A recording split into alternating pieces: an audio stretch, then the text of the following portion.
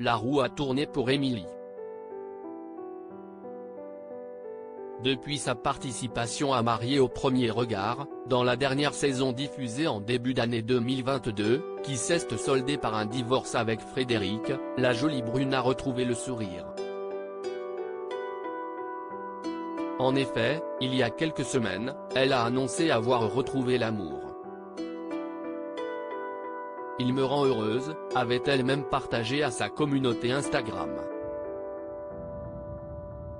Mais, pour se préserver elle et son histoire naissante, Émilie expliquait ne pas avoir l'intention de révéler l'identité de son compagnon. Un jour j'espère vous le présenter mais pour le moment, on se construit loin des réseaux, précisait-elle avec précaution. Mardi 20 décembre, l'ex-candidate de M6 a néanmoins accepté de ne dire plus sur les circonstances de leur rencontre, laquelle s'est faite virtuellement.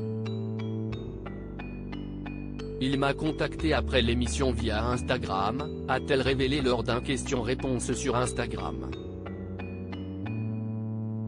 Et puis, nous avons échangé très simplement pendant 8 mois sans imaginer qu'un jour je puisse le rencontrer ou même être avec lui et réciproquement.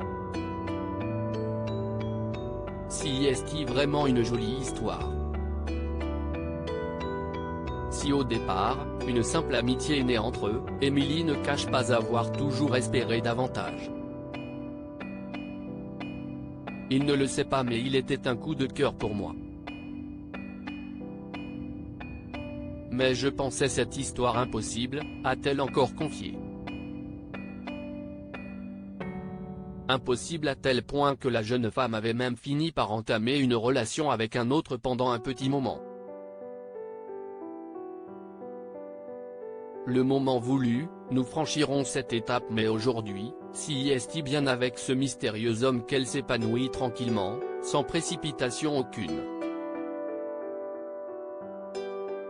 Et justement, si est dans l'idée de ne brûler aucune étape qu'elle a décidé de ne pas encore lui présenter sa fille Lina, bientôt 2 ans aînée de ses amours passés avec le père qui l'a quittée lorsqu'elle était encore enceinte.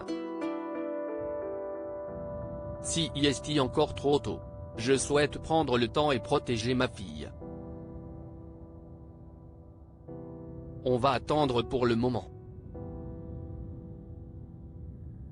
Je me débrouille pour passer du temps avec lui, même s'il est rare, pour nous construire. Puis, le moment voulu, nous franchirons cette étape, mais doucement, a-t-elle déclaré.